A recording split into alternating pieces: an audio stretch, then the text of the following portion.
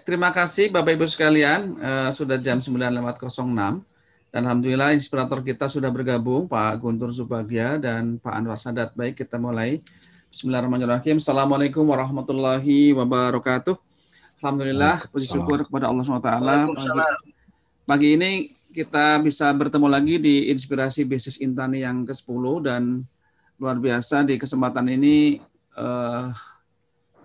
akan hadir biasanya beberapa waktu lalu tema-tema tentang pertanian, tema unggas di awal-awal dan ekspor hasil laut. Kali ini kita masuk ke wilayah komoditas perikanan, terutama di perikanan laut.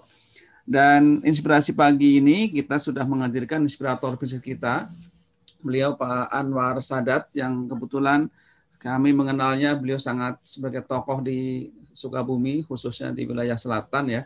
Beliau pengusaha lobster dan pembina nelayan. Terima kasih Pak Guntur juga pagi ini sudah bergabung dalam perjalanan menuju beberapa pesantren di kota Bogor dan Sukabumi. Baik, mari kita semua buka dengan membaca basmalah. Semoga semuanya sehat dan bisa berkontribusi untuk kesejahteraan para petani dan nelayan Indonesia. Baik, sebelum kita berikan waktu kepada inspirator bisnis kita pagi ini, beliau Pak Anwar Sadat. Mari kita dengarkan dulu pandangan dan kondisi umum tentang pertanian dan perikanan kita, khususnya di sektor bahari. Baik, kepada Pak Guntur Subagja selaku Ketua Umum Insan Tani dan Nelayan Indonesia sekaligus Asisten Staf Khusus Wakil Presiden Republik Indonesia, kami persilakan Kang Guntur. Siap. Assalamualaikum warahmatullahi wabarakatuh. Waalaikumsalam warahmatullahi wabarakatuh. Salam Pak Anwar Sadat. Ya. Waalaikumsalam warahmatullahi wabarakatuh. Aman ya? Aman. Ya, alhamdulillah. Ini Pak Anwar Sadat ini anggota DPRD Kabupaten Sukabumi. Beliau aktif pembina nelayan ya. Jadi beliau ini legislator dan juga pengusaha ini. Dan juga pemberdaya masyarakat gitu kan. Alhamdulillah beliau di tengah kesibukannya berkenan diskusi hari ini, berbagi sharing dengan para interners dan peserta yang hadir. Makasih banyak. Saya nggak tahu posisi Pak Anwar Sadat di mana karena di ujung genteng kadang-kadang sinyalnya hilang-hilang ini. Hilang-hilang ini, mesti harus ada penguat khusus itu kan. Gitu kan. Itu. Nah, hari ini memang kita agak berbeda. Sebelum-sebelumnya kita bicara tentang pertanian ya, artinya pertanian dalam arti pertanian ANSI. Nah, sekarang kita pertanian dalam arti luas, termasuk sektor kelautan dan perikanan. Nah, alhamdulillah Pak Anwar Sadat berkenan untuk hadir hari ini dan kita berharap Pak Anwar bisa memberikan inspirasi buat sahabat-sahabat kita semua. Kanan, saya sangat salut dan kagum ya. Saya sudah berkunjung ke tempatnya Pak Anwar Sadat di ujung. Beliau ini menghimpun hasil tangkapan lobster mutiara tangkapan nelayan. Lobster ini kan ngambilnya harus menyelam gitu ya. Berbeda dengan orang hanya melakukan ekspor benur gitu kan. Benur lobster, ini lobster beneran yang memang dicari gitu kan. Lobster mutiara dan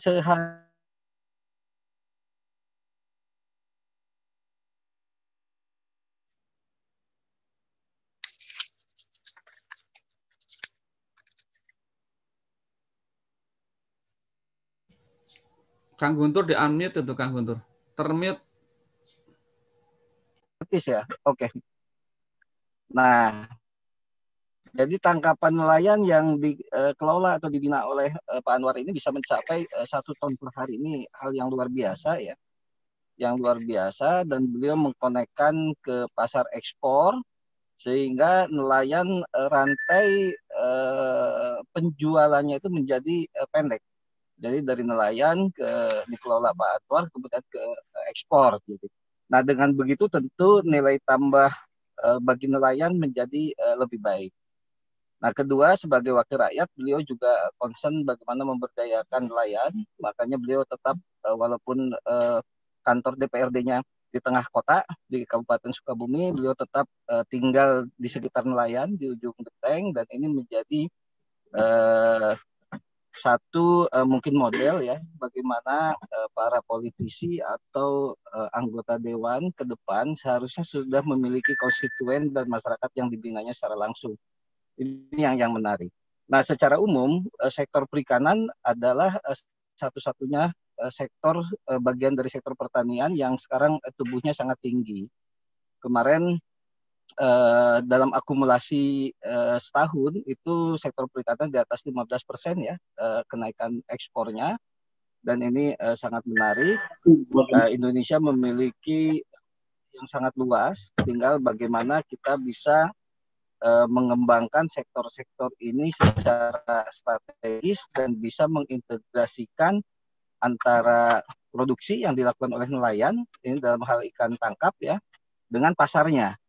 Nah, yang mengkonekkan pasar inilah yang sebenarnya kita butuh figur-figur yang lebih banyak seperti Pak Anwar dan juga beberapa mungkin kawan Intaners dan para peserta di webinar ini yang sudah terjun ke sektor itu kan. Nah, persoalan sekarang adalah bagaimana kita meningkatkan kesejahteraan nelayan. Nelayan ini sebetulnya kalau melihat hasil tangkapan ya rata-rata sebenarnya cukup memiliki potensi finansial yang cukup baik.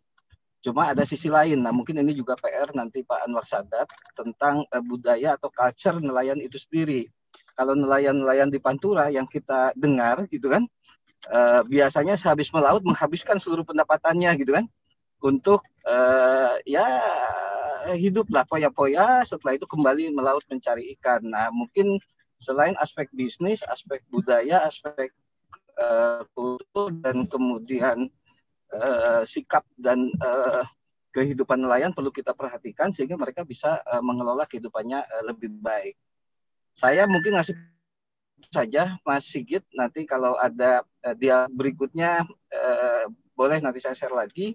Yang pasti saat ini kita bangga dengan Pak Anwar Sadat, satu tokoh muda, tokoh milenial yang terjun langsung ke dunia perikanan membantu para nelayan, dan beliau juga sukses menjadi anggota legislatif DPRD Kabupaten Sukabumi. Kami persilakan Pak Sigit, Pak Anwar, terima kasih atas waktunya. Siap. Baik, terima kasih Kang Guntur. Selamat di jalan. Agenda yang padat sekali 3 hari ke depan ini.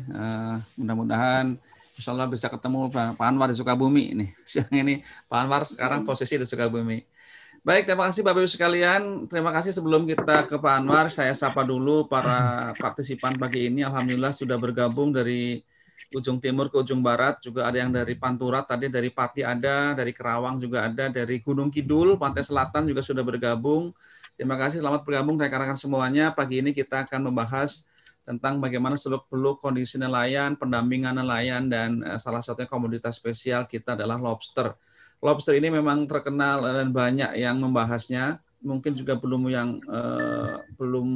banyak yang memahami mana sih pelarangan lobster, yang benur, yang apa gitu ya. Tapi kali ini kita akan sama-sama buka dan kita sama berbagi dari pelaku usaha ya, pengusaha ekspor lobster, bukan benur ya, lobster. Kemudian juga lobster dari hasil nelayan tangkap ya, yang ada di ujung genteng. Beliau sekaligus tadi disampaikan Pak Guntur selaku anggota DPRD Kabupaten Sukabumi.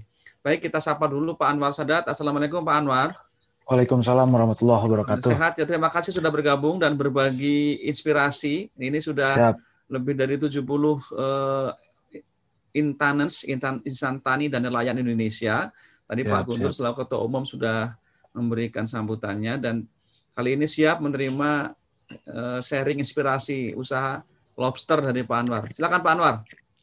Assalamualaikum warahmatullahi wabarakatuh. Waalaikumsalam warahmatullahi wabarakatuh. Mohon maaf saya kemarin terutama kepada penyelenggara nih ke Intani menghubungi saya cukup agak lama sepertinya seperti itu. Karena memang disibukkan dengan hal-hal lain. Memanggilnya tadi? Intaners, Pak. Ya para Intaners. instaners, memang polemik kebijakan, terutama saya ingin mundur kembali ke 2016. Memang polemik kebijakan ekspor, terutama yang benih nih, yang benih lobster masih menjadi perbincangan hangat lah di masyarakat kita, baik itu di kalangan nelayan atau di akademisi, bahkan di kalangan politisi. Sebagian pihak memang menilai kebijakan ini kontraproduktif, baik secara ekonomi maupun secara ekologis kan. Terutama dari sisi misalkan ada beberapa pihak yang mengatakan bahwa penerimaan negara bukan pajak PNBP yang didapat dari ekspor lobster lah, terutama dari benihnya, dianggap terlalu kecil bila dibanding dengan potensi keuntungan yang bisa diperoleh bila benih lobster dibudidayakan di dalam negeri dan baru diekspor setelah layak konsumsi. Tetapi memang ketika saya melihat hari ini, kalau untuk ke Sukabumi memang belum ada lah. Terutama setelah nelayan dilakukan pelarangan untuk penangkapan benih lobster dan lain sebagainya, terbitnya Permen KP 56 tahun 2016 tidak diberikan solusi begitu. Jadi tiba-tiba dilarang tetapi nelayan tidak diberikan solusi begitu. Sehingga banyak di antara mereka yang memang kehilangan mata pencaharian. Karena memang ketersediaan lobster itu terutama yang ukuran atau size dari kan ketika Bu Susi itu yang size 200 gram ke atas itu baru boleh ditangkap seperti itu. Nah, tetapi Silakan lanjut, Pak. Tetapi memang pasca setelah itu tidak ada masyarakat nelayan terutama tidak diberikan solusi. Akhirnya para nelayan itu menangkap lobster itu secara diam-diam. Itu memang kenyataan di lapangan memang seperti itu.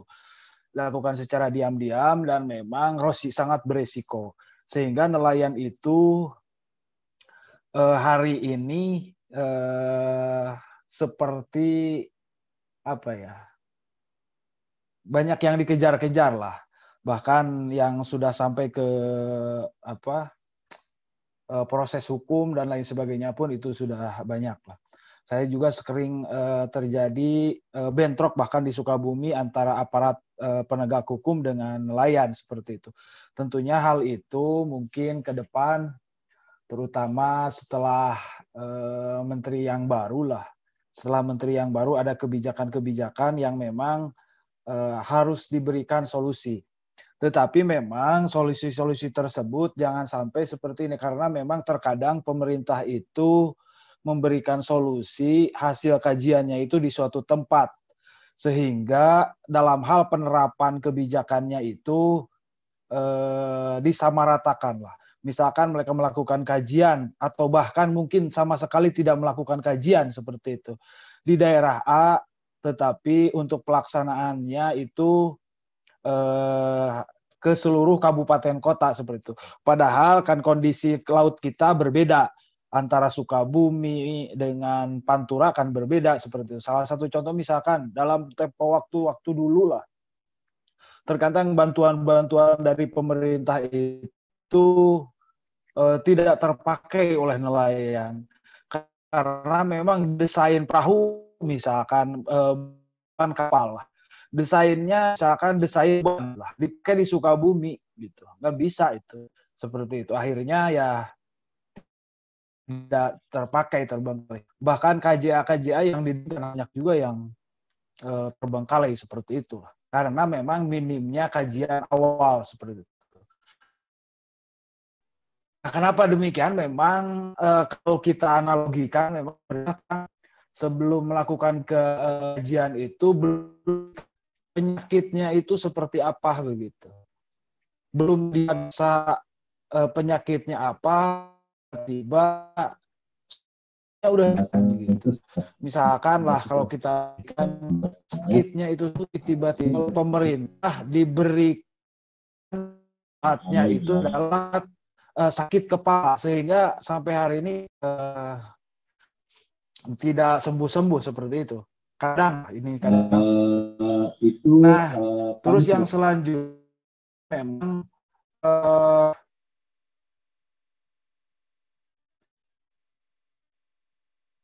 untuk persoalan nelayan sampai ini memang kadang kebijakan dari pemerintah seperti yang sudah saya tadi, terutama untuk persoalan pembudidaya di daerah khususnya daerah Sukabumi ini sampai hari ini kan belum ada sama sekali.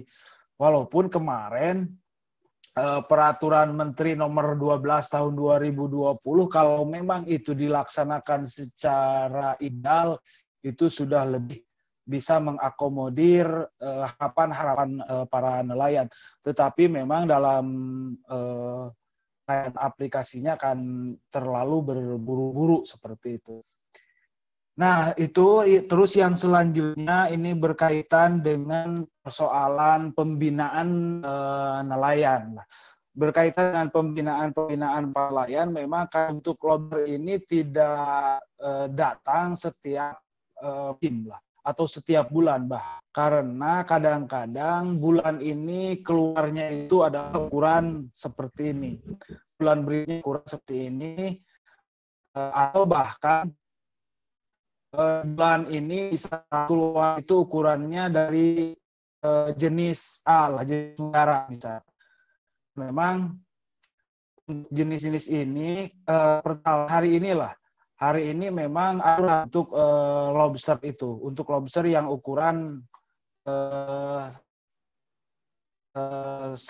sampai sekian itu memang hari ini untuk agak kurang, dan memang harga agak lumayan hari ini. Seperti halnya misalkan untuk jenis mutiara dari size 200 sampai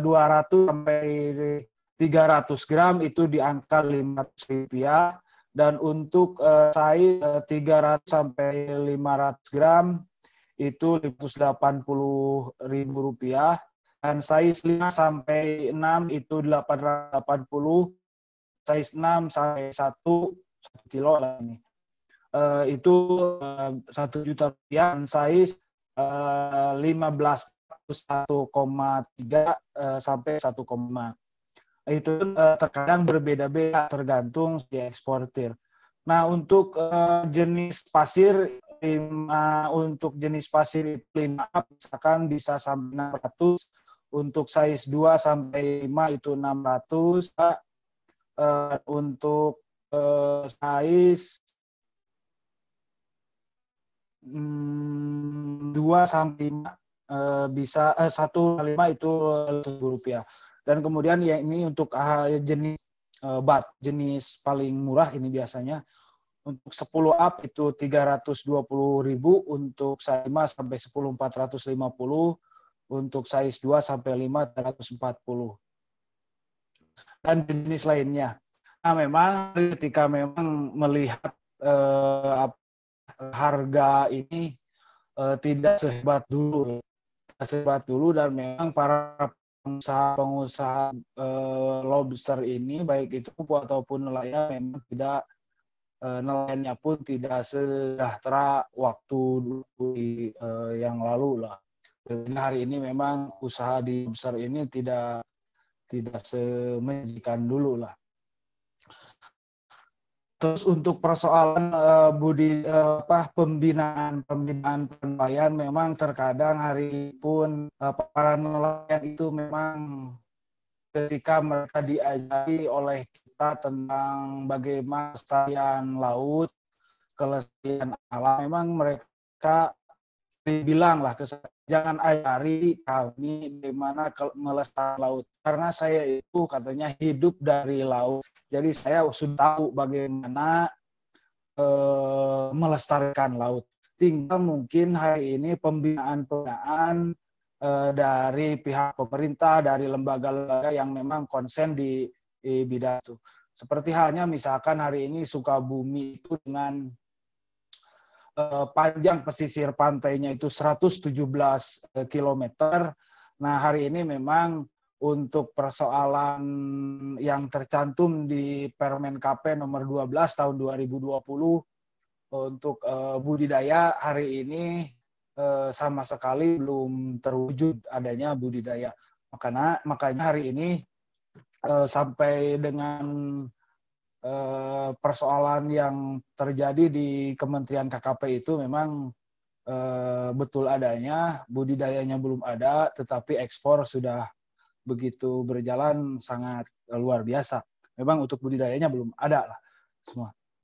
Nah, tetapi memang hari ini harus ada solusi nih, terutama nih ke stafnya Pak Wapres. Tentunya nelayan harus diberikan solusi bagaimana ketika memang menangkap tidak boleh, terutama untuk nelayan-nelayan yang memang hari ini ketika tangkapannya itu sangat mustahil lah. Sangat mustahil nelayan ketika misalkan mereka menangkap lobster yang dapatnya adalah ukuran 1,5 ke bawah, jarang-jarang mereka melepaskan kembali hasil tangkapannya tersebut. Paling mereka dijual di tingkatan lokal atau mereka ekspor jual ke untuk dikonsumsi di kalangan mereka sendiri seperti itu. Nah itu memang untuk persoalan nelayan ini memang sangat kompleks. Persoalan nelayan ini sangat kompleks, dimulai dari misalkan permainan para tengkulak. Permainan para tengkulak, misalkan hari ini mereka ketika sebelum melaut, persoalan jaring yang mereka bawa untuk melaut itu kadang-kadang mereka didapat dari bahasanya kalau di daerah kami itu dari bakul ya, dari juragannya seperti itu. Sementara bayarnya itu belum tentu berhasil. Ketika memang tidak berhasil, mereka terus-terus menumpuk utang terhadap juragannya tersebut. Nah, ketika memang berhasil, mereka jual ke pengumpul ataupun ke juragannya. Dan memang hari ini pun untuk persoalan harga itu banyak juga yang menjadi memainkan persoalan harga seperti itu. Banyak persoalan yang memang harus dicarikan solusi oleh terutama masyarakat, ya meminta solusi terhadap pemerintah. Mungkin sementara itu saja dulu yang dapat saya sampaikan.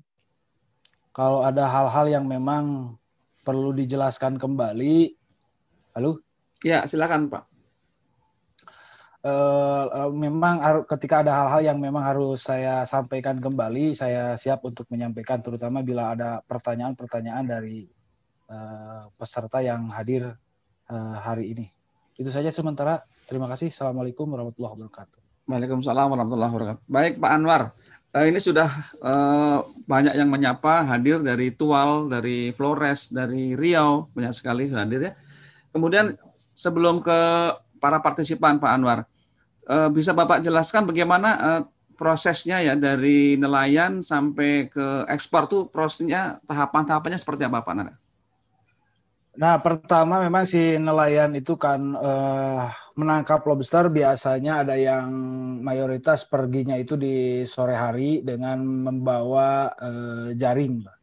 Dengan membawa jaring, rata-rata di daerah ujung genteng itu tidak menyelam hari ini. Kalau dulu-dulu memang menyelam, tetapi mereka menggunakan pompa lah, yang di bengkel-bengkel itu biasanya pakai begitulah, yang mesin angin itu. Biasanya pakai seperti itu, bukan pakai seperti yang modern hari ini, bukan pakai yang seperti itu. Nah, tetapi hari ini yang persoalan itu tidak ada. Hari ini mayoritas, bahkan keseluruhan itu pakai jaring. Pakai jaring, disimpan di sore hari, dan di tempat yang berkarang lah. Kan mayoritas di pantai selatan itu dipenuhi lautnya itu dengan karang-karang. Nah, pagi-pagi para nelayan itu mengangkat jaringnya tersebut seperti itu. Nah, dijual ke para pengumpul ataupun ke para juragannya yang memang memiliki kapal tersebut, karena memang ada buruh nelayan juga yang konsen. Misalkan si pemilik perahu itu dari mulai BBM-nya, terus lagi untuk makan minumnya si nelayan tersebut, untuk alat dan lain sebagainya, itu dicukupi oleh para juragan tersebut. Nah, nanti setelah pulang dia bukan menjual ya, bagi hasil dengan para antara si nelayan dengan juragannya tersebut. Atau memang ada yang nelayan sendiri yang memang langsung dia punya kapal sendiri, nangkap sendiri dan jual sekehendak mereka harus kemana. Tetapi memang ketika si nelayan tersebut tidak memiliki kapal dan jualan, dia tidak bisa menjual keluar pemilik kapal tersebut, tetapi dia harus menjual ke pemilik kapal tersebut, dan nanti si pemilik kapal biasanya menjual ke pengumpul seperti itu. Nah, nanti saya misalkan sudah sampai ke tangan pengumpul biasanya punya yang memang eksportir, jual ke eksportir di Jakarta seperti itu. Kondisi Sukabumi memang seperti itu. Belum ada sampai hari ini warga Kabupaten Sukabumi yang melakukan langsung ekspor ke Jepang atau ke USA ataupun ke Cina, belum ada lah seperti itu. Tapi hari ini baru dari Sukabumi langsung kirim ke Jakarta seperti itu. Dari nelayan tangkap dikumpulkan ke Pak Anwar gitu ya. Pak Anwar baru ke Jakarta gitu Pak ya. Berapa kapasitas normal, berapa Pak kapasitasnya? Sampai berapa produksinya? Produksinya tergantung musim kan ya, musiman. Untuk hari ini paling diangkat 300 bisa sampai 500 kilo lah. Itu pun butuh waktu 2-3 hari kalau untuk saat ini lah. Karena saat ini belum musim lah. Biasanya itu keluarnya itu kan di antara April sampai dengan Agustus akhir lah. Itu baru puncaknya seperti itu. Kalau berarti sangat tergantung dengan kondisi alam ya Pak ya. Ya, jadi ya, sekarang lagi ombak besar seperti ini jarang sekali nelayan yang tangkap gitu ya. Bukan persoalan ombak itu, bukan persoalan ombak, mungkin persoalan suhu ini ya, suhu air laut lah. Baik. Ya. Persoalan suhu air laut sehingga si udang itu kan dia hidup di dalam karang. Ketika musimnya itu musim agak dingin lah. Agak dingin dia bisa keluar seperti itu. Kalau musim panas seperti hari ini, air lautnya panas dan sebagainya, itu agak kurang seperti itu. Baik, terima kasih. Kalau kira-kira pendapatan nelayan berapa ya Pak? Pendapatan nelayan itu tergantung hasil tangkapannya juga. Tergantung hasil tangkapannya.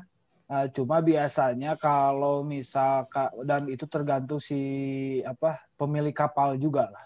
Tergantung si pemilik kapal pakai sistemnya seperti bagaimana. Itu pun memang hari ini masih banyak monopoli terhadap para buruh-buruh nelayan itu. Kondisinya memang seperti itu hari ini.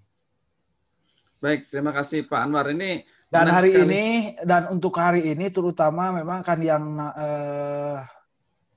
untuk penangkap lobster itu, terutama yang ini ya, yang untuk penangkap baby lobster ini. Ya. Itu pun harus segera dicarikan solusi oleh pemerintah. Jangan sampai banyak korban-korban memang agak sulit juga sih untuk menjelaskan soal itulah. Iya. Memang logis juga Pak ya, nelayan sudah berusaha untuk menangkap gitu ya. Kemudian yang didapatkan ya tergantung hasil tangkapan, ada yang besar, ada yang kecil. Kecil nggak boleh ditangkap, dilepas lagi kayaknya sayang gitu ya. Jadi logis sebagai kebutuhan nelayan. Baik para Bapak Ibu sekalian, yang mau bertanya, sharing dan berbagi dengan Pak Anwar, berkeluh kesah pun boleh. Ini sudah ada Pak Anwar Sadat selaku pembina nelayan dan pelaku eksportir lobster, meskipun beliau tadi menyampaikan bahwa tidak sebagai pelaku langsung, tapi masih ada sub yang melakukan ekspor ke USA dan Jepang. Baik, terima kasih. Sudah ada beberapa yang masuk ini. Selamat pagi juga dari Sampang Madura, dari Lampung, dari Riau. Ada juga bertanya, ini Pak Anwar, apakah memungkinkan juga ini apa namanya dari Mbak Jati Jember ya, Pak Jati apa Mbak Jati ini? Ini bertanya bagaimana dengan ekspor lobster air tawar? Apakah mungkin ini, Pak? Ekspor lobster air tawar saya kurang memahami persoalan itu. Nah, memang Sukabumi pun banyak, tetapi dari daerah utaranya seperti di Cibaraja, Cisaat dan sebagainya. Tetapi itu mayoritas di daerah kita itu dikonsumsi di tatanan lokal kalau untuk lobster tawar.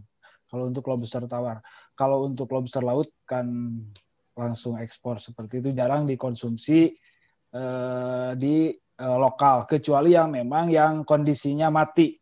Yang kondisinya mati biasanya untuk dikonsumsi di tingkat lokal. Dan memang ketika ada yang cacat itu pun memang dikonsumsi di lokal. Misalkan karena kan untuk lobster itu ketika memang kakinya itu patah berturut-turut, misalkan yang kakinya yang pertama, yang kedua itu sudah cacat juga. Kecuali kalau misalnya kaki yang pertama patah, yang kedua tidak, yang ketiga patah lagi, itu tidak termasuk cacat tuh. Memang banyaklah hal-hal yang banyak. Ya. Pak, tadi ekspor lobster itu harus dalam kondisi hidup. Gimana dalam cara mempertahankannya gimana hidup, Pak supaya hidup, Pak? Kalau mempertahannya itu biasanya pakai pasir pantai yang lembut ditambah bekas gergaji itu, tetapi memang kayunya bukan kayu biasa, tetapi ada kayu khusus dan dimasukkan ke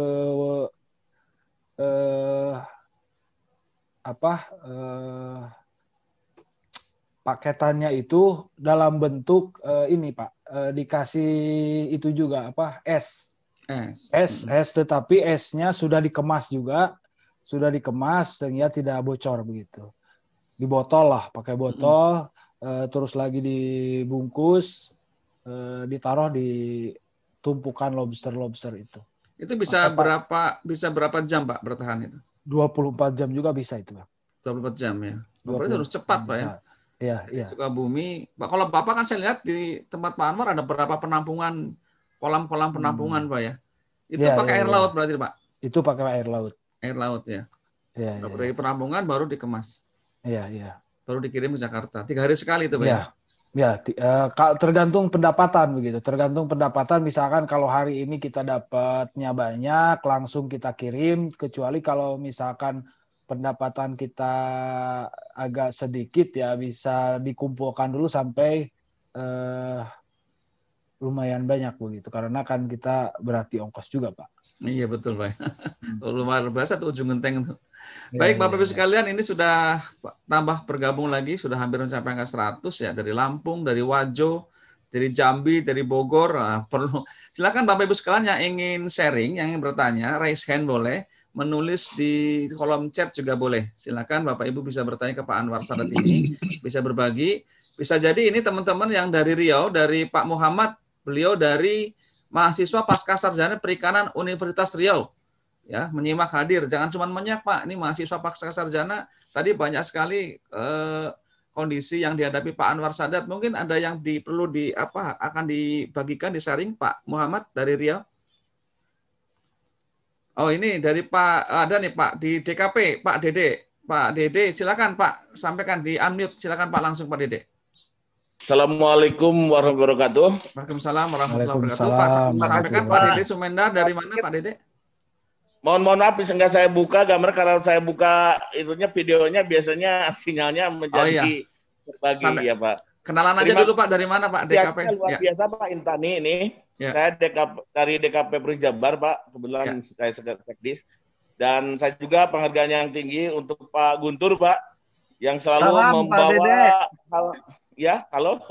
Salam Pak Dede. Pak Dede ini Sekdis Dinas Kelautan dan Perikanan Jabar. Mangga Pak Dede, mohon bergabung. Terima kasih Pak Guntur. Luar biasa membawa keberkahan khususnya bagi pelaku usaha kelautan perikanan di Jawa Barat nih khususnya. Terima kasih Pak Anwar Sadat. Ini juga membawa harapan baru, Pak. Maksud saya di tengah gonjang-ganjingnya yang masalah lobster itu, ternyata kita mendapatkan informasi bahwa lobster konsumsi gitu maksud saya untuk dewasa ternyata masih berjalan ekspor. Dan mudah-mudahan ini terus berlangsung, Pak. Dan mudah-mudahan statement beberapa pihak yang kadang-kadang saling kontroversi ini juga bisa sedikitlah terobati dengan kehadiran Pak Anwar Sadat ini. Dan katanya memang kalaupun ditangkap lobsternya, tapi itu tidak terlalu berpengaruh kepada kelestariannya, katakanlah seperti itu. Apakah menurut pendapat Pak Anwar Sadat ini benar atau sampai seberapa jauh sih pengaruhnya penangkapan besar-besaran terhadap lobster BBL, Pak, ya, benih-benih lobster ini? Karena di Jawa Barat sendiri, Pak Iko, itu sekarang sudah mendapatkan rekomendasi dari Direktorat Jenderal Perikanan Tangkap itu sebanyak lebih kurang 6.500-an nelayan, Pak, di 4 kabupaten di Pansela, Pak. Kecuali Pangandaran. Pangandaran memang tidak merekomendasikan untuk penangkapan BBL. Jadi mulai Sukabumi, Cianjur, Tasik, Garut, itu sekarang sudah terdaftar lebih kurang 5.600-an, Pak. Hampir 5.700 kalau tidak salah. Dan ini luar biasa kan kalau memang itu semuanya beroperasi. Nah, maksud saya tadi itu, adakah pengaruhnya selama bertahun-tahun walaupun black market atau ilegal kan pengaruhnya kepada lobster dewasa. Kemudian berikutnya juga sebetulnya Bu Susi itu dulu semangat dia membangun runway ya di beberapa di Pansela itu, salah satunya untuk bisa ekspor langsung, Pak, ya, maksudnya ditangani oleh Bu Susi. Kalau kita lihat tadi Pak Anwar Sadat tidak melakukan ekspor langsung, apakah jalur yang dulu pernah dirintis Bu Susi itu bisa juga ditempuh atau seperti apa? Mungkin kan lebih efisien, Pak, ya, dalam namanya cost, kemudian juga akan ada margin yang lebih besar bagi para nelayan kita. Kemudian berikutnya mungkin masalah budidaya, Pak. Saya memang akan lebih bagus lagi kalau kita juga sekaligus kembangkan budidaya. Sebenarnya kemarin kan semangatnya justru kita itu pengembangan budidayanya, Pak, bukan kepada tangkapnya kan, Pak, ya. Nah, maksud saya ini bisa saling berkaitan gitu antara nelayan penangkap dengan budidaya gitu kan, apalagi di beberapa tempat kalau saya lihat itu sudah berhasil, Pak, pembenihan lobster itu.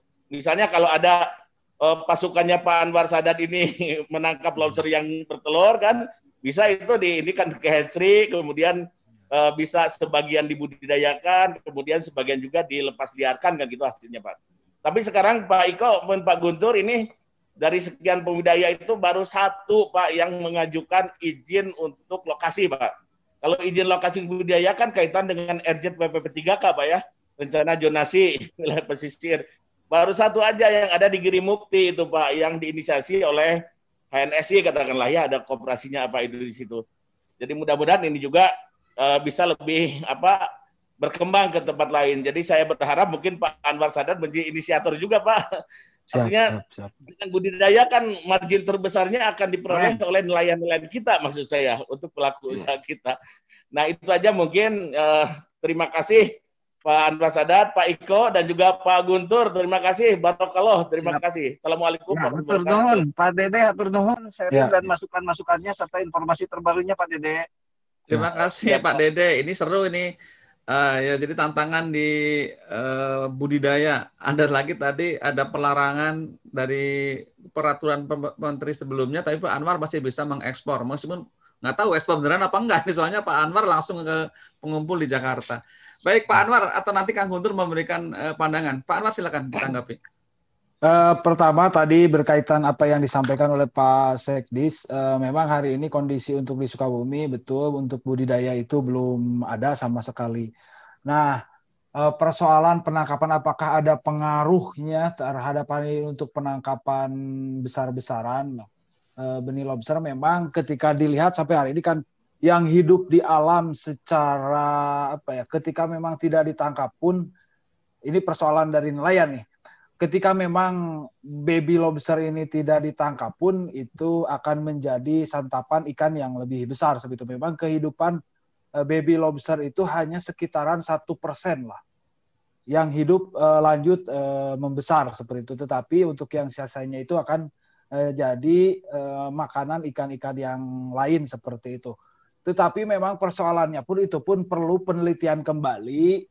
Sampai hari ini kalau kondisi di ujung genteng ketika memang ada penangkapan untuk baby lobster itu sampai hari ini tidak ada pengaruh sama sekali seperti itu. Tetapi memang mungkin itu perlu kajian yang lebih mendalam lagi. Nah, terus memang ketika dulu itu kenapa hari ini lobster itu ramai memang ketika sudah masuk ke ranah politik seperti itu.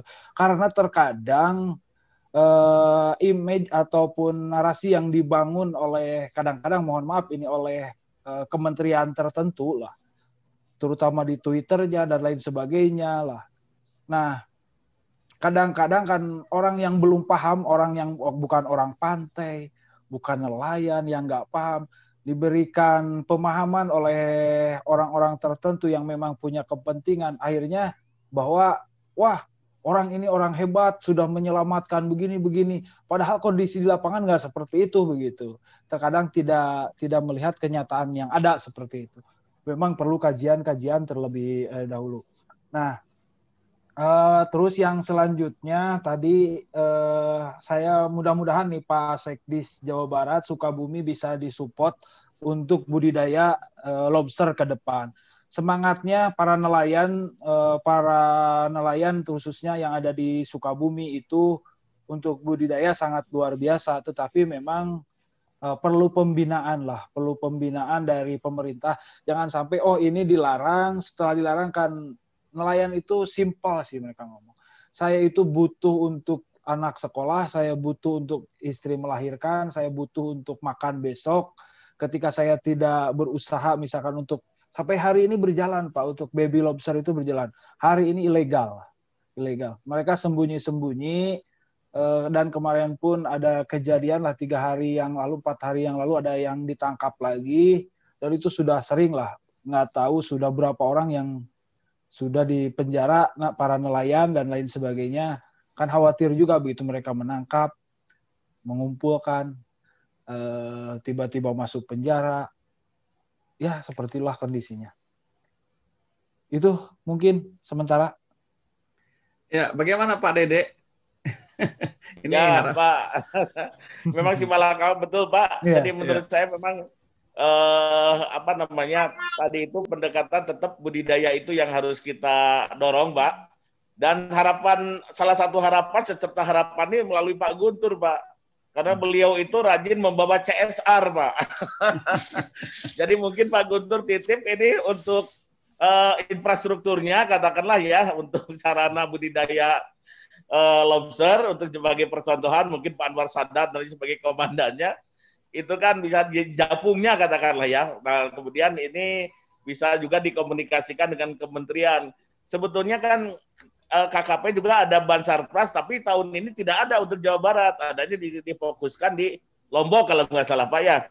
Nah, dengan adanya seperti ini, nah mudah-mudahan nih tahun depan saya udah ngobrol juga dengan Pak Direktur, mudah-mudahan untuk tahun ini maksudnya 2021 ada yang dialokasikan untuk Sukabumi itu. Jadi mudah-mudahan ada yang ikut dari KKP. Maksud saya ada percontohan yang fokus gitu Pak, sehingga kalau masyarakat kita kan bukan janji, mereka tidak perlu janji tapi perlu bukti Pak. Jadi kalau ada yang sudah berhasil, insya Allah nanti akan mengikuti semuanya. Ya, betul. Itu Pak yang kita harapkan. Terima kasih Pak, Bapak semua. Terima kasih. Baik Pak Kadis, Pak Dede, Pak Guntur selaku Ketua Umum Insan Tani dan Nelayan, kebetulan pertanian kita punya proyek percontohan dan punya binaan di Ujung Genteng juga di Cilacap. Ini pertaniannya ada, peternakannya ada. Perikanan nelayannya ada juga Pak Anwar di Ujung Genteng. Pak Guntur bisa memberi pandangan? Apa masih sudah sampai lokasi apa masih di jalan Pak Guntur? Baik Bapak Ibu, sambil menunggu Pak Guntur, ini masih banyak pertanyaan Pak. Masya Allah ini Pak Indra. Pak Indra bertanya, saya sedikit pertanyaan ringan, apakah lobster laut ini sama nilai jualnya dengan lobster air tawar? Karena saya melihat mulai banyak budidaya lobster air tawar. Bagaimana Pak Anwar? Berbeda ya. Kalau untuk terima kasih.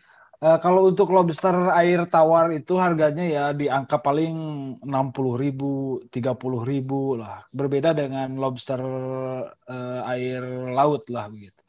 Dan memang kalau untuk lobster laut itu kan tergantung size dan jenis begitu. Misalkan untuk mutiara dari size 150 sampai dengan 200 sekian, 200 gram sekian. Kalau untuk size misalkan 200 sampai 300 gram harganya berbeda lagi, tergantung size dan jenis gitu. Untuk jenis mutiara itu. Kalau untuk jenis pasir berbeda lagi harganya. Untuk jenis pasir dari ukuran 1 gram sampai sekian gram, 100 gram sampai 200 gram sekian. Kalau untuk size 300 sampai 500 gram berbeda lagi begitu. Beda-beda untuk harga sangat berbeda jauh lah antara lobster tawar dengan lobster laut begitu. Kalau untuk lobster tawar kayaknya hanya ada satu jenis lah. Kalau di Sukabumi hari ini harganya ya paling di angka 20 sampai 60.000 lah.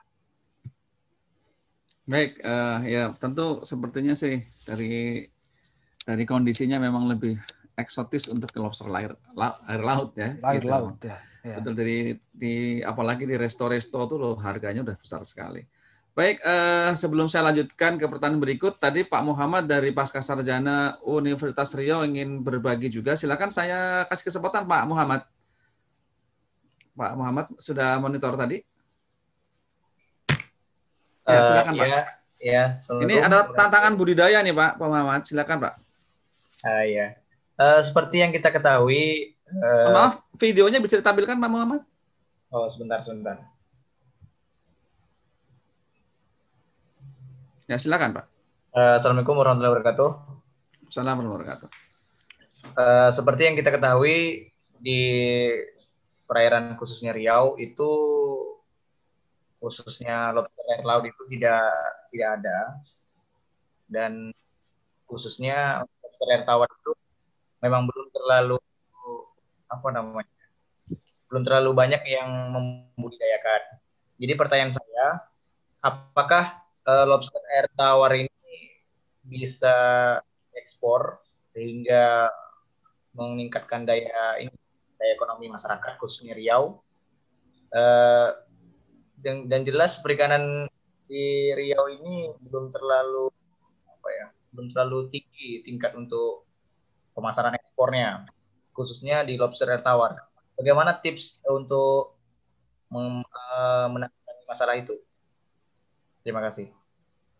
Baik, bagaimana tips untuk meningkatkan budidaya ikan air tawar, lobster air tawar untuk bisa mendongkrak perekonomian masyarakat khususnya nelayan di Riau. Mungkin saya sampaikan dulu ke Pak Dede, ya, Pak Dede yang bisa memberi gambaran Pak mungkin tentang budidaya lobster air tawar, Pak. Ya Pak, kalau lobster air tawar itu nampaknya perkembangannya tidak mulus nih. Laut kan air tawar kan dibudidayakan Pak ya.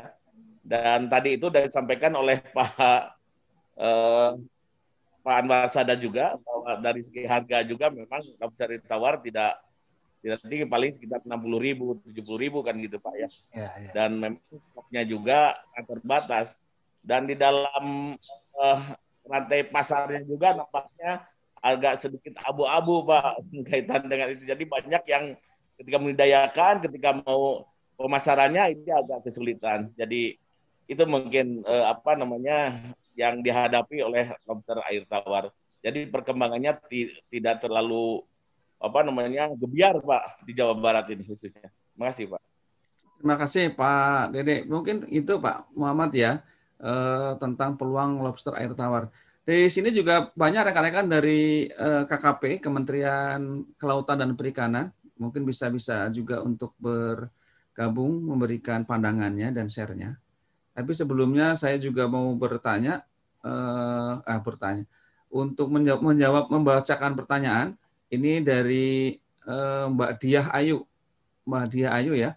Pak Anwar, apakah sampai saat ini masih ada penangkapan baby lobster? Berapa harga di nelayan? Apakah masih ada ekspor baby lobster sekarang? dari Ibu Dia Ayu. Wah, kalau untuk persoalan itu gimana ya? Bisa dikatakan ini sangat rawan sekali sebenarnya ya. Saya juga terkadang suka kasihan disampaikan terlalu vulgar, kasihan juga terhadap mereka lah. Memang yang menangkap sembunyi-sembunyi hari ini masih ada. Terus lagi untuk ekspor itu masih ada seperti itu.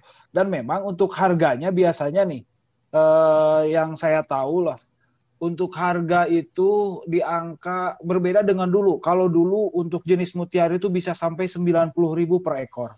Tapi untuk hari ini paling di angka 30.000 untuk jenis mutiara. Terus kalau untuk jenis pasir itu bisa sampai 10.000, kadang-kadang 5.000, kadang-kadang 6.000. Dan itu tiap hari berbeda. Dan biasanya kalau ada di ilegal, masa-masa ilegal seperti ini, misalkan ada yang tertangkap, harganya awalnya di 20.000 sampai 30.000. Kalau ada yang pengumpulnya misalkan di Lampung, kadang-kadang di Lampung lah ditangkap. Biasanya itu jatuh sampai harga Rp3.000, Rp5.000 begitu. Kalau di masa-masa ilegal seperti hari ini. Itu harga persoalannya. Sampai hari ini masih terjadi untuk penangkapan baby lobster itu. Baik, Pak Anwar. Ya, tadi ada tantangan dan peluang dari hasil diskusi antara Pak Anwar, Pak Dede, yaitu tentang budidaya. Bagaimana nih kita minta pandangan dari Ketua Umum Insan Tani dan Nelayan, Pak. Silakan Pak Guntur. Silakan. Halo, Wah, saya ini lagi latar belakangnya sudah di greenhouse ini. Pesantren Bogor ini. Ya. Silakan Kak Guntur. Siap. Ini saya lagi kunjungan ke pesantren. Kita bangun greenhouse aquaponik. Jadi ini di pesantren Bogor ya, Darut Tolibin di Laladon, Ciomas ini. Ini kita akan bangun bagaimana integrasi pertanian dengan perikanan secara urban farming. Karena ini di beberapa kota nih kami ada membangun di 8 pesantren. Ada 5-nya di Jawa Barat dan ini juga nanti akan dikerjasamakan dengan Pak Dede nih, Dinas Kelautan dan Pertanian Jawa Barat dan ya, juga Dinas Ketahanan Pangan Jabar ya Pak Dede. Ini di sini nggak tahu apakah lobster cocok nggak nih, lobster air tawar ini kan, gitu kan. Nanti kita sih nila mungkin nama sayuran-sayuran yang akan kita buat. Luasnya ini ada 500 meter. Ini ada kolam-kolam yang dibuat ini. Ini yang mungkin ini nanti akan bisa menjadi sarana untuk edukasi dan juga pengembangan petani milenial di beberapa pesantren dengan menggerakkan petani-petani muda di masyarakat gitu. Itu mungkin Pak Sigit saya lapor sebentar. Tadi yang disampaikan Pak Dede sama Pak Anwar saya kira itu menjadi perhatian kita juga. Bagaimana kita bisa mengembangkan budidaya lobster ke depan sehingga ekosistem di sana di apa yang ada di laut tetap bisa terjaga gitu kan. Kedua juga produktivitas petani bisa lebih meningkat dan lebih sejahtera dengan pengembangan budidaya. Ini mungkin yang kita akan kembangkan ke depan ini. Hatur nuhun Pak Dede masukannya sama Pak Anwar Sadat, sharingnya luar biasa ini. Mangga dilanjutkan silakan.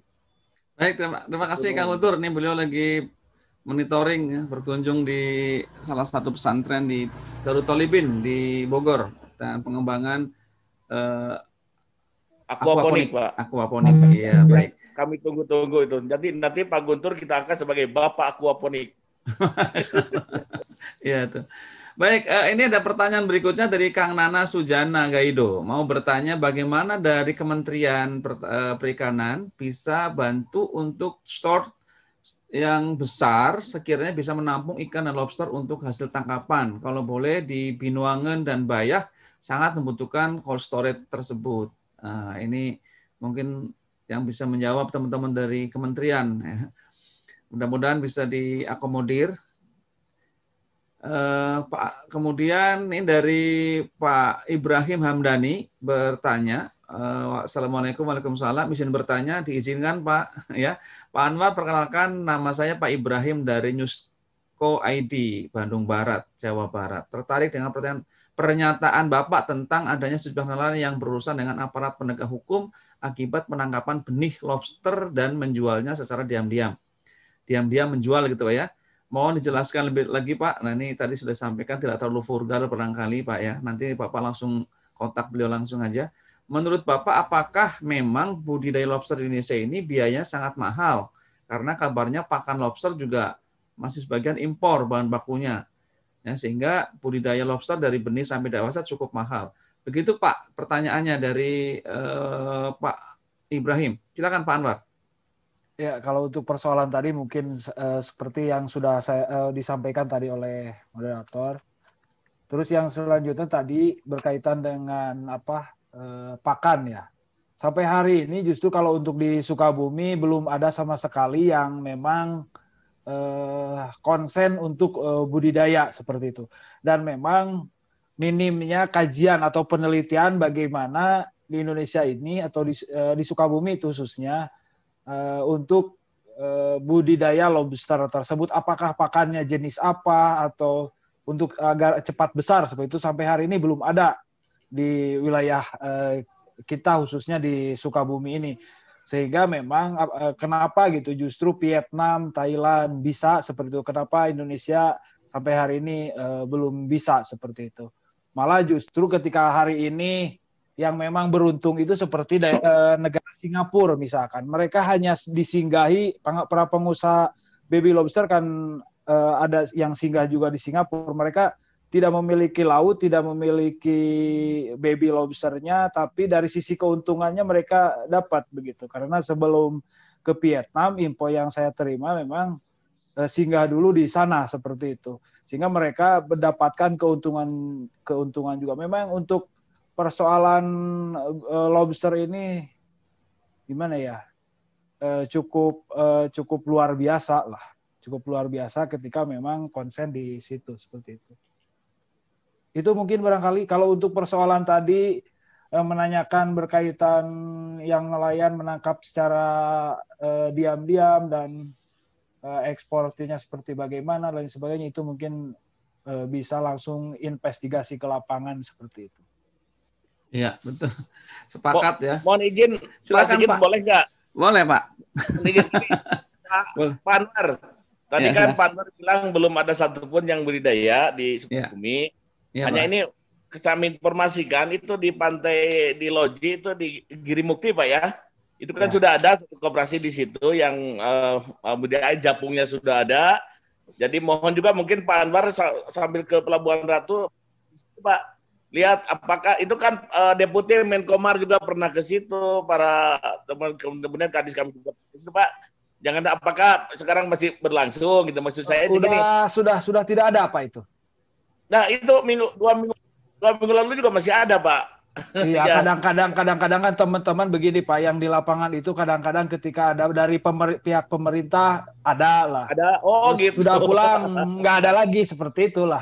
Sukabumi itu makanya itu. Yang seperti itu Pak, mungkin Pak Sigit sekalian kita ingin klarifikasi. Jadi kondisinya jangan sampai hanya untuk istilahnya itu tanda kutip pencitraan gitu ya, istilahnya ABS gitu. Betul. Jadi mohon mungkin nanti kalau memang gitu. Terima kasih Pak. Siap. Baik, terima kasih. Nah, insya Allah kita selesaikan bersama-sama Pak Dede ya, sama Pak Anwar, kita bareng-bareng bersama Intani. Ini pertanyaan Pak, mungkin saya sampaikan ke Pak Dede ya, ini karena teknis budidaya Pak ya.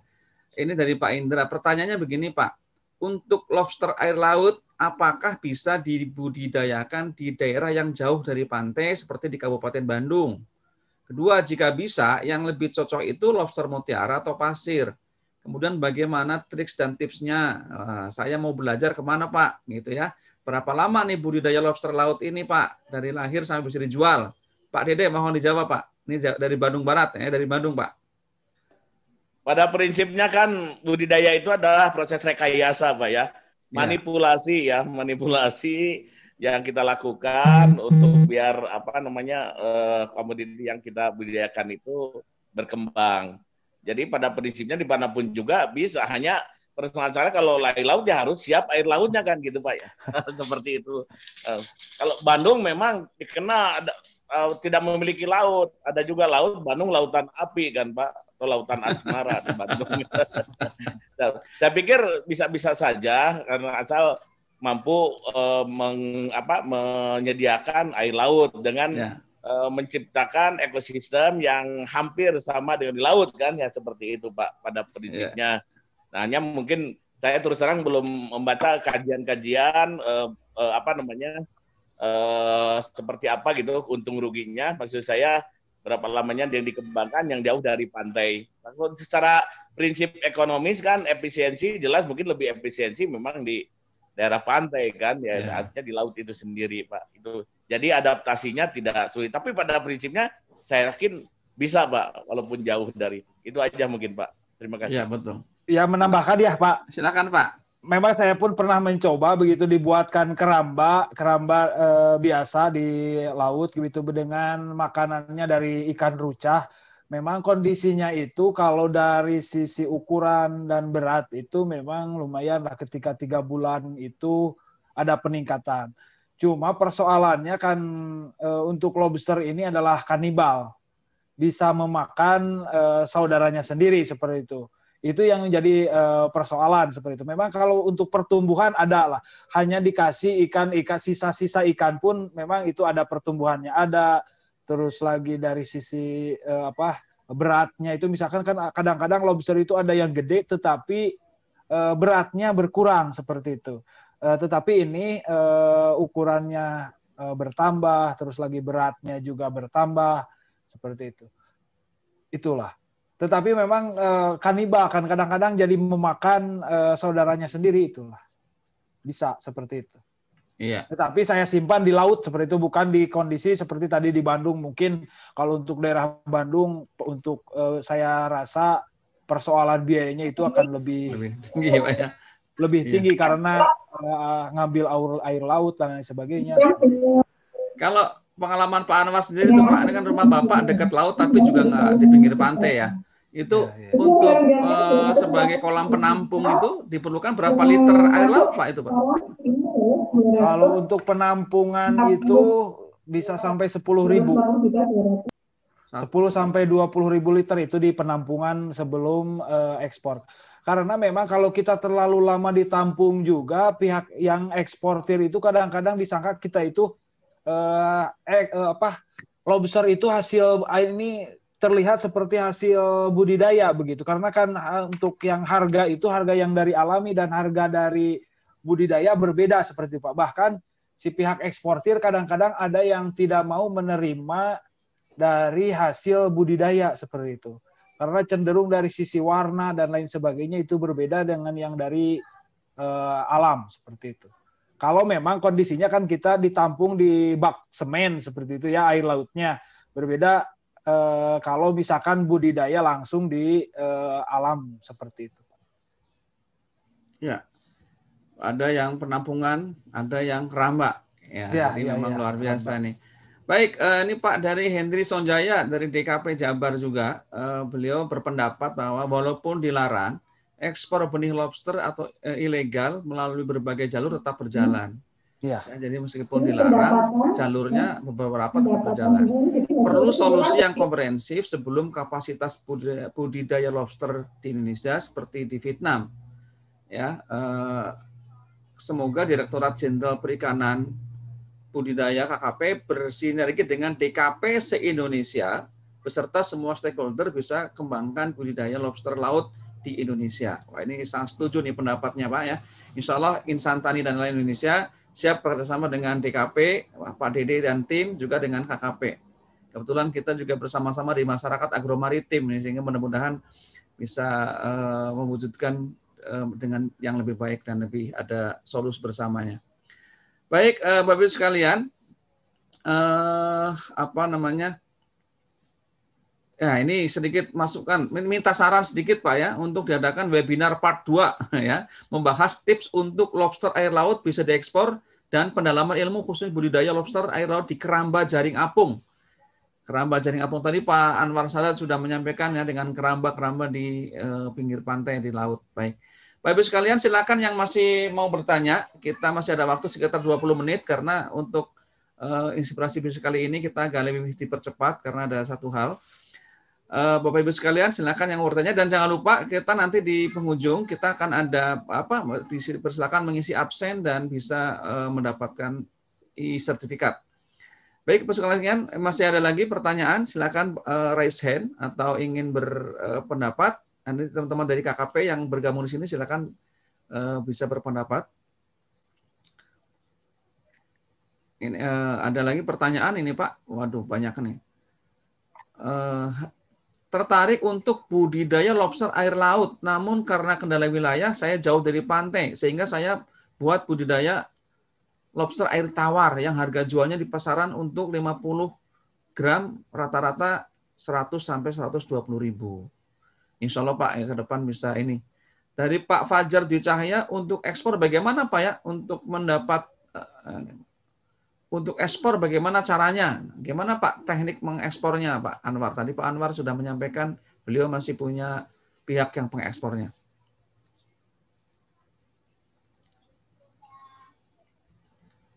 Silakan Bapak Ibu sekalian yang ingin bertanya, mungkin masih ini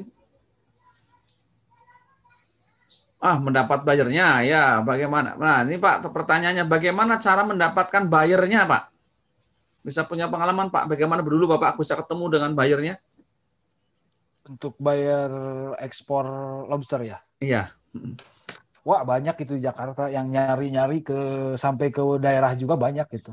Bahkan di waktu-waktu yang lalu itu si bayar-bayar Jakarta buka juga sampai ada yang mau buka ini di Sukabumi juga, bahkan dia nampung langsung dari nelayan seperti itu. Tapi memang pas waktu itu banyak para pengumpul dan lain sebagainya yang protes, akhirnya dia balik lagi ke Jakarta. Banyak untuk persoalan untuk yang nampung-nampung itu banyak, bayar-bayar itu banyak. Jakarta sudah siap.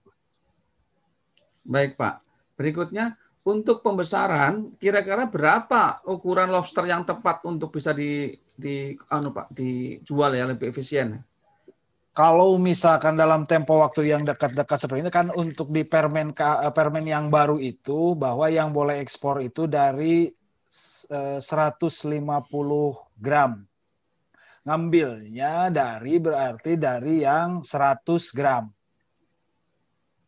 Dari yang 100 gram, dari yang 130 gram atau dan lain sebagainya lah, supaya sampai 150 sampai 200 kalau ingin cepat panen seperti itu. Kalau misalkan kita dari baby kayaknya nggak tahu berapa tahun itu seperti itu. Kalau memang dibudidaya seperti biasa seperti itu. Tetapi kalau memang hari ini ada keseriusan dari pemerintah melakukan kajian, belajar misalkan ke Vietnam dan lain sebagainya, mungkin bisa seperti itu. Tetapi kalau untuk kondisi di kita sampai hari ini belum ada yang bisa seperti itu. Ya, jadi kalau lobster ini tidak perlu pemijahan ya Pak, kita ngambilnya apa yang sudah gimana Pak Dede Pak Anwar? Ini kalau lobster ini perlu pemijahan nggak sih? Pemijahan seperti ikan mas seperti itu nggak perlu ya? Nggak perlu. Nggak perlu. Jadi kalau sudah bertelur ya bisa menetas sendiri gitu ya? Iya. Kalau apalagi kalau baby lobster ya sudah bisa. Ya. Gitu ya Pak Dede ya? Ya sementara ini kan kelimpahan BBL di alam itu kan cukup Pak ya artinya. Tetapi untuk mengantisipasi ke depan, kemudian biar tersedia sepanjang tahun untuk suplai budidaya, tidak ada salahnya memang kita kembangkan hatchery khusus untuk lobster ini Pak ke depan. Jadi maksud saya ketersediaan benihnya kan akan terus terjamin Pak. Hanya memang sekarang itu belum banyak penelitian mengenai segmen-segmen Pak untuk budidaya. Maksud saya dari BBL sampai kepada ukuran berapa gram sampai kepada 100 gram itu siapa yang menanganinya katakanlah seperti itu. Karena tadi itu untuk biar berkelanjutan budidayanya itu mungkin bagi-bagi segmen Pak. Katakanlah kalau di tawar itu kan ada yang bagian pembenihan, ada pendederan Pak. Kemudian ada pembesaran. Kan seperti itu kayaknya di lobster juga harus ada seperti itu mungkin Pak. Tadi kata Pak Anwar Sadat memang kita belum, insya Allah dalam tahun ini kita juga Jabar hanya ada satu, mungkin akan ada mengadakan kaji terap gitu untuk hal itu di Sukabumi Pak. Mudah-mudahan nanti dari balai kami PTD kami di Pangandaran. Siap Pak, nanti kita bersama-sama Pak ya, kita bareng-bareng ini Pak Dede, Intani, dan Pak Anwar ya. Kita kebetulan punya binaan juga banyak di sana. Itu Pak, sama-sama kawal Pak. Siap. Apalagi kalau Pak Guntur itu basisnya pesantren, sehingga barokah nanti Pak itu. Insya Allah nih. Ya. Pak Anwar, Pak. Ini ada yang bertanya Pak Anwar. Tadi Pak Anwar sampaikan di Kerambai itu lobster saling makan atau kanibal. Bagaimana cara mencegah Pak, menyiasatinya supaya menurunlah kanibalismenya, gimana Pak? Nah justru saya juga kan hari ini ingin cari solusi tentang hal itu begitu. Karena kan misalkan hari ini kita kasih ikan ruca lah, atau disupport terus-terusan kasih ikan ruca di situ, tetapi memang untuk kanibal itu tetap ada seperti itu. Nah, justru mungkin perlu juga kajian seperti bagaimana di negara-negara lain lah yang sudah sukses seperti Vietnam dan lain sebagainya, tentang kanibal ini tidak ada gitu, supaya meminimalisir kanibal ini. Saya mohon maaf kepada semua nih, terutama hari ini saya juga sebenarnya kan saya praktis lah. Saya praktisi tidak dalam konteks tatanan kajian dan lain sebagainya seperti itu. Saya pelaku usaha. Bagaimana lobster yang sesungguhnya di alam itu memang belum paham tentang hal itu seperti itu.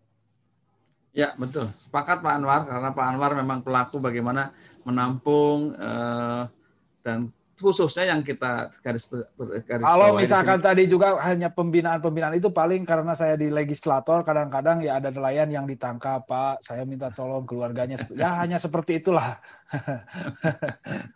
Luar biasa Pak Anwar ini. Baik, tapi kontribusinya sangat luar biasa Pak. Jadi nelayan juga punya solusi juga di lapangan yang lebih baik, lebih manusiawi gitu ya, lebih sejahtera juga ya. Gitu. Mungkin sedikit menambahkan kanibalisme Pak. Semua udang atau juga moluska itu kan juga kanibalisme sebetulnya Pak ya. Jadi apalagi karena dia ada titik kritis ketika mereka molting, ganti kulit, nah situ lemah, jadi yang kuat mungkin lemah. Solusinya adalah jangan biarkan mereka kelaparan, itu aja gitu Pak ya. Kalau kelaparan jangankan udang, manusia juga kanibal Pak. Manusia lebih parah lagi kalau kanibal. Jadi jangan biarkan mereka kelaparan, kasih makanan yang cukup. Itu mungkin yang sederhananya Pak. Terima kasih. Ya, baik Pak Dede, terima kasih. Bapak Ibu sekalian, menarik sekali ini kondisinya ya, ada berbagai macam aspek yang harus bisa kita lihat ya, dari kacamata politik, kacamata kesejahteraan nelayan, kacamata budidaya, kacamata kemampuan kita mengekspor dan sebagainya. Ini sangat luar biasa. Mudah-mudahan nggak sekali kita nanti dengan Pak Dede dan kawan-kawan bisa menghadirkan beberapa episode khusus untuk lobster dan ikan tangkap gitu ya. Bapak Ibu sekalian silakan mengisi absennya ya. Kemudian mohon maaf pagi ini Inspirasi Bisnis Intani selesai lebih cepat karena kebetulan narasumber kita juga banyak agenda sekali. Bismillah kita akan lanjutkan nanti di pertemuan di di Inspirasi Bisnis minggu depan. Baik, sebelum kita tutup mungkin saya ingin minta waktu, ada yang bertanya lagi barangkali? Ya, kalau enggak, saya minta waktu kepada Pak Dede dan Pak Anwar Sadat untuk memberikan statement terakhir. Silakan Pak. Bukan statement. Tadi saya dengar ada yang namanya Pak Budia Hayu ya, nanyakan mengenai tangkapan yang baby lobster apa. Itu kan beliau kan Budia Hayu itu dari DKP pengawas ya, Bu, PSDKP nih. Halo, maksud saya gini. Sekarang biar ada preventif Pak, jangan sampai anggotanya Pak Anwar Sadat itu banyak yang berurusan dengan hukum. Menurut saya itu, jadi antisipatif seperti apa ininya, solusinya gitu. Saya juga sering mengatakan sekarang gimana nasib 5.600 orang yang sudah mendapat rekomendasi dari DJPT menangkap lobster kalau itu dihentikan kan sekarang yang BBL gitu Pak ya. Jadi harus ada solusi seperti itu, jangan sampai ketidaktahuan mereka atau juga karena kebutuhan pangdam lah dapur gitu ya. Nah, sehingga mereka tetap melakukan pelanggaran dan berakibat dengan hukum. Jadi jangan sampai mereka sudah namanya juga risiko tinggi kemudian berurusan dengan hukum. Nah ini mungkin Bu Dia tadi masih ada di sini. Bu Dia bisa berkomentar, Bu Dia mau mengulasnya, silakan Bu Dia. Ya. Baik Pak, terima kasih. Assalamualaikum warahmatullahi wabarakatuh. Waalaikumsalam. Ya gimana Bu Dia? Saya juga dari DKP Jawa Barat Pak.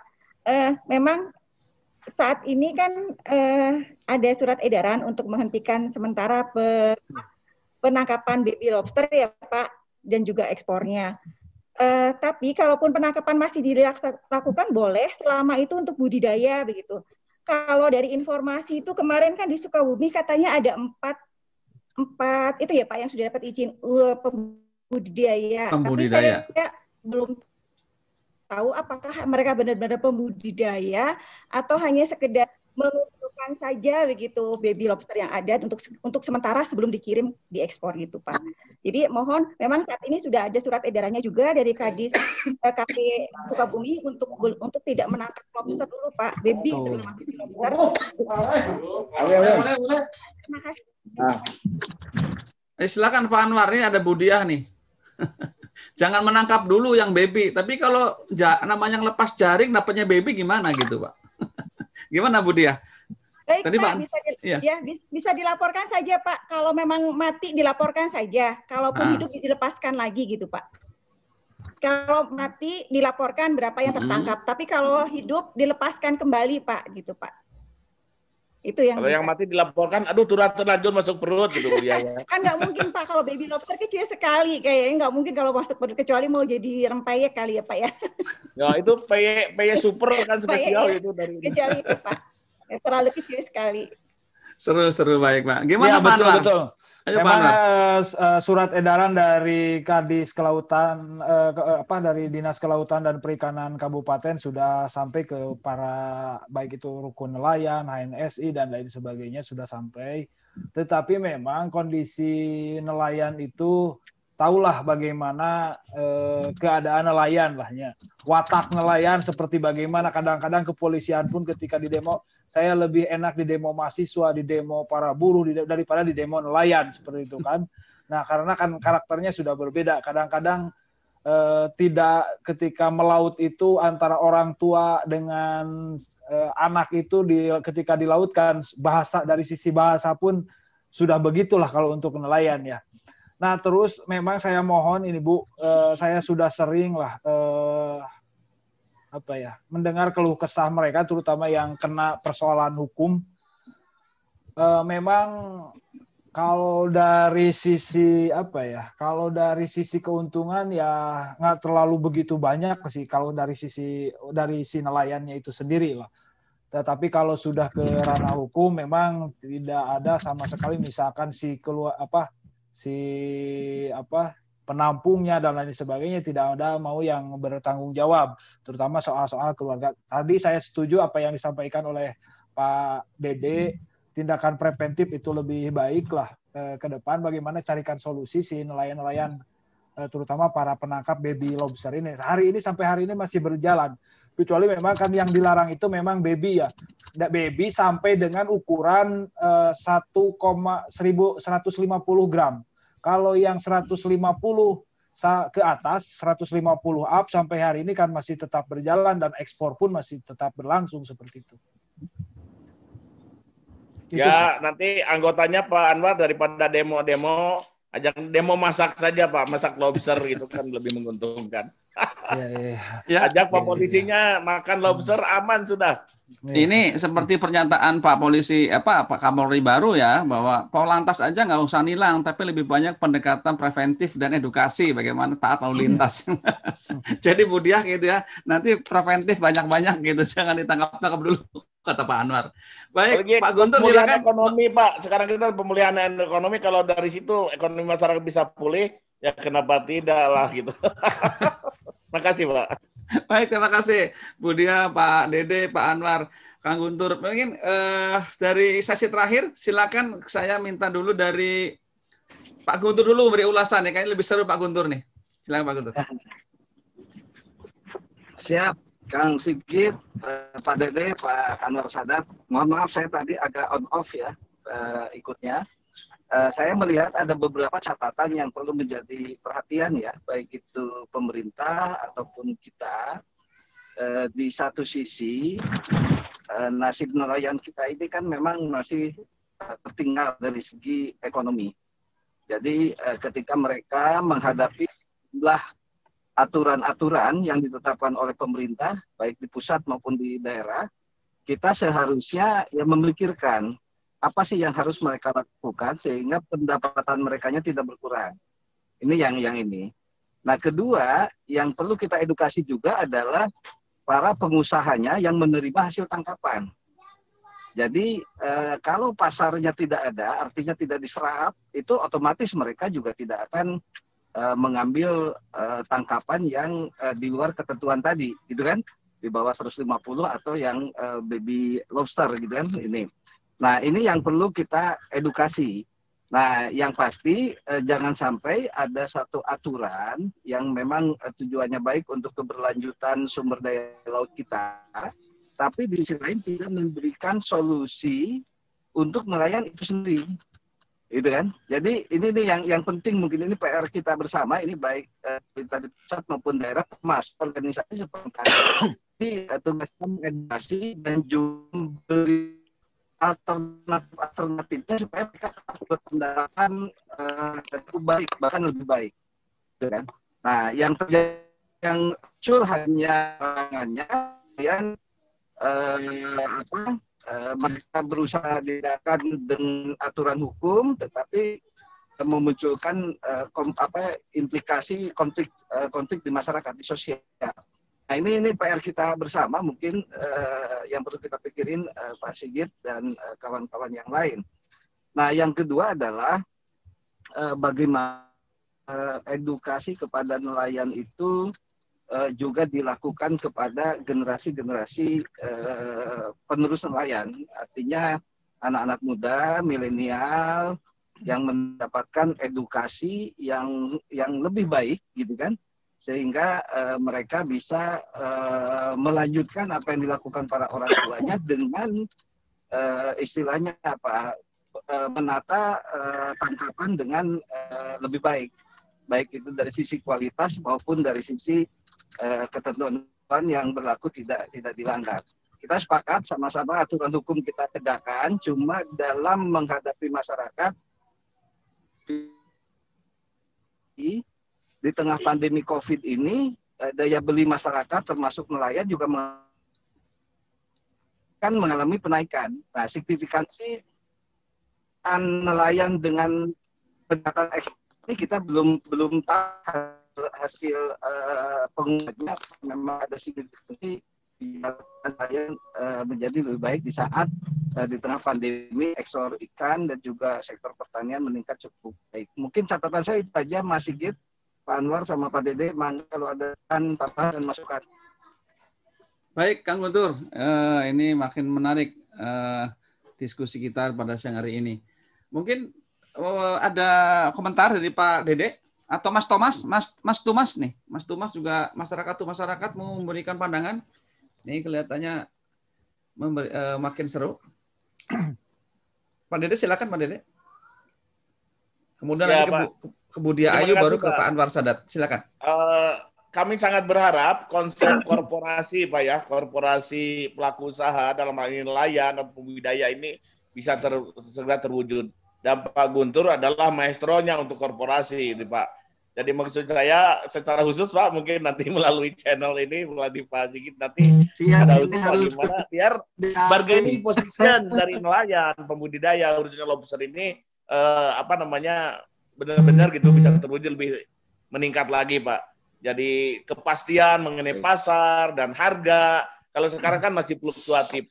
Kalau korporasi ini sudah tercipta, saya pikir bargaining position dari pelaku usaha ini tinggi, sehingga mereka lah yang akan melakukan pengaturan, penataan, baik itu dari produksi sampai kepada harga itu secara proporsional. Itu jadi suatu saat menjadi nelayan atau menjadi pembudidaya adalah pilihan hidup, bukan sebagai keterpaksaan hidup. Itu aja mungkin. Terima kasih, Pak. Assalamualaikum warahmatullahi wabarakatuh. Semangat, ini menarik. Tantangan Pak Dede sangat besar. Pak Guntur harus ketemu nih segera Pak Dede di ujung genteng sama Pak Anwar Sadat. Kita perlu menghadap Pak Dede dan Pak Anwar ini nanti merumuskan korporasi nelayan yang bisa memberikan nilai tambah dan juga keberlanjutan dari sumber daya kelautan ya. Silakan dilanjut, Pak Sigit. Silakan, terima kasih Pak Guntur. Selamat menunaikan agenda berikutnya. Masya Allah, ini padat sekali Kang Guntur ini. Ya, tadi ada harapan tentang bagaimana nelayan bisa meningkat, daya belinya, mendorong pertumbuhan ekonomi, pemulihan ekonomi pasca pandemi, juga jangan sampai melanggar aturan. Nah, coba tingkat pencegahan preventif, mungkin Budi Ayu di sesi terakhir bisa beri pandangan sedikit ulasan harapannya seperti apa kepada para nelayan? Baik Pak, terima kasih. Jadi kami juga mengetahui bahwa Sukabumi, terutama Ujung Genteng itu merupakan sumber benih lobster ya Pak ya.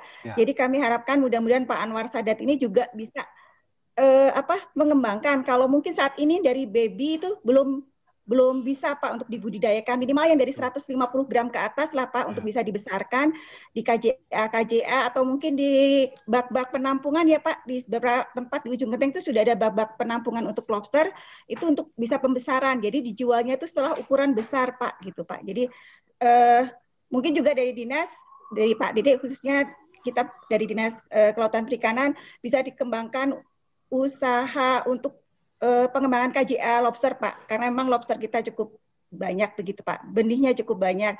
Jadi nanti nelayan menangkap itu tidak untuk diekspor, tapi untuk dibudidaya. Begitu saja Pak. Terima kasih. Wassalamualaikum warahmatullahi wabarakatuh. Terima kasih. Kita doakan Bu Ade dari Pangandaran, Bu Ade nanti Bu Diah ya, kita dorong mudah-mudahan berhasil untuk haji terapnya.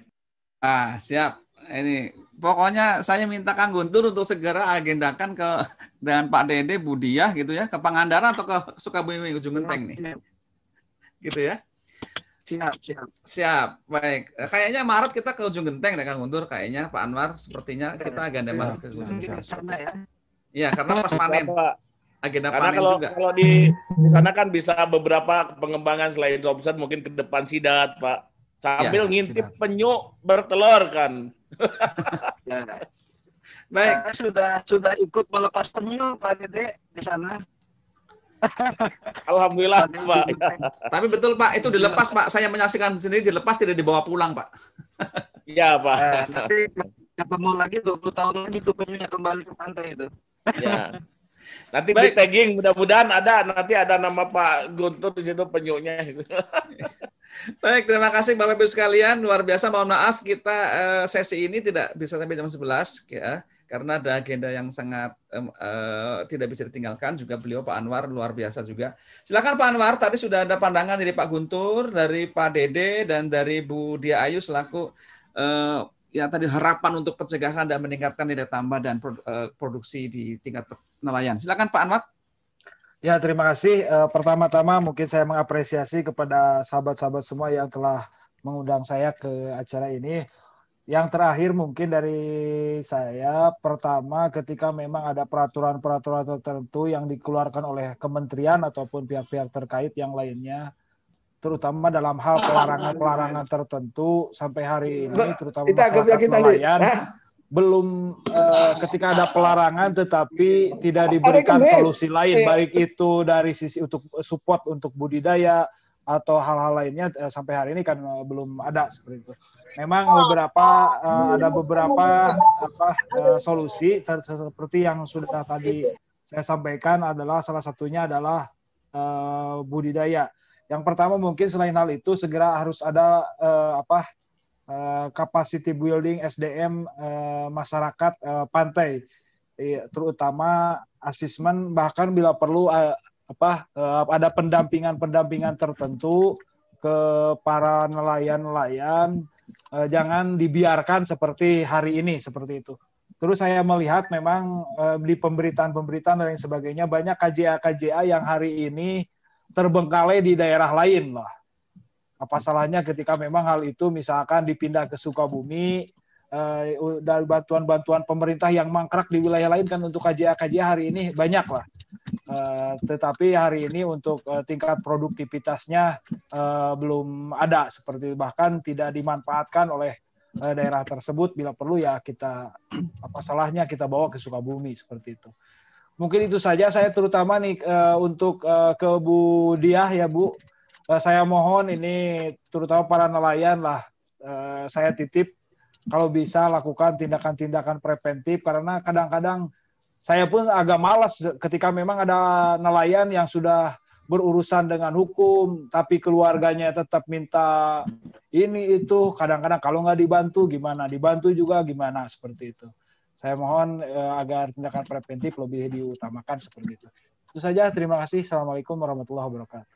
Assalamualaikum warahmatullahi wabarakatuh. Closing statement dari Pak Dede. Silakan Pak Dede, closing statement baru nanti ke Pak Guntur. Saya pikir sudah cukup dari saya, Pak. Tadi udah. Jadi saya harapkan memang ini mungkin proses, Pak ya. Jadi berlanjut, inisiasi yang dilakukan oleh Bapak-Bapak ini luar biasa. Nanti mungkin lebih mengerucut lagi kepada solusi yang lebih faktual, Pak, bagi masyarakat. Masyarakat kan memang perlu bukti, tidak perlu janji gitu. Mudah-mudahan kita bisa memberikan bukti-bukti yang otentik yang lebih menguntungkan bagi mereka. Itu aja. Terima kasih, Pak. Baik, terima kasih Pak Dede Sunendar dari Kadis Perikanan. Silakan closing statement dari Ketua Umum Insan Tani dan Indonesia, Kang Guntur Subagja. Baik, saya mungkin di bagian akhir ini lebih pada menyampaikan terima kasih dari Pak Anwar Sadat yang sudah sharing dan beberapa permasalahan lapangan. Dan ini juga kita berharap jadi masukan untuk KKP, untuk Dinas Perikanan, dan juga beberapa yang disampaikan dari KKP dan Dinas Perikanan Jabar juga saya kira ini yang kami sepakat. Mungkin ini nanti kita bekerja sama dengan KKP dan juga Dinas Perikanan dan Jabar untuk mewujudkan satu model mungkin ujung genteng bagaimana kita membudidayakan lobster tadi. Juga seperti yang disampaikan Pak Anwar, capacity building-nya masyarakat bisa terlatih membudidayakan lobster karena lobster ini punya potensi yang sangat besar dan kita sepakat mengurangi lobster terutama yang terkait dengan hal yang dilarang tadi. Mungkin itu penutup Pak Sigit. Terima kasih banyak Bapak Ibu yang hadir semua. Semoga Intani terus bisa menginspirasi dengan menghadirkan para pelaku yang bisa sharing di forum yang kita buat rutin setiap minggu ini. Terima kasih. Wassalamualaikum warahmatullahi wabarakatuh. Waalaikumsalam warahmatullahi wabarakatuh. Terima kasih Pak Guntur, Ketua Umum Insan Tani dan Nelayan Indonesia.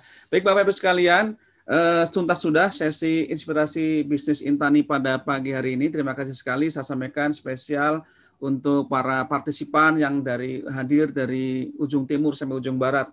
Dan wabil khusus untuk inspirator bisnis kita pada pagi ini, Kang Anwar Sadat, juga Pak Dede Sunendar dan Ibu Dia Ayu, serta Kang Guntur Subagja tentunya. Dan mohon maaf dan terima kasih, ini sesi ini paling banyak partisipannya, lebih dari 160-an, sehingga kami mengarahkan mengikuti melalui channel YouTube Indonesia Review. Terima kasih, mohon maaf, dan sampai jumpa di Insan Tani dan Nelayan Inspirasi pada Rabu depan. Jangan lupa untuk mengisi daftar hadir, insya Allah kita juga bisa memberikan e-sertifikat, dan mudah-mudahan pertemuan kita bisa berlanjut sampai pada ranah teknis untuk bisa meningkatkan budidaya lobster laut secara budidaya sehingga meningkatkan kesejahteraan nelayan yang tentunya juga taat hukum. Terima kasih. Mohon maaf. Assalamualaikum warahmatullahi wabarakatuh. Waalaikumsalam warahmatullahi wabarakatuh. Waalaikumsalam warahmatullahi wabarakatuh.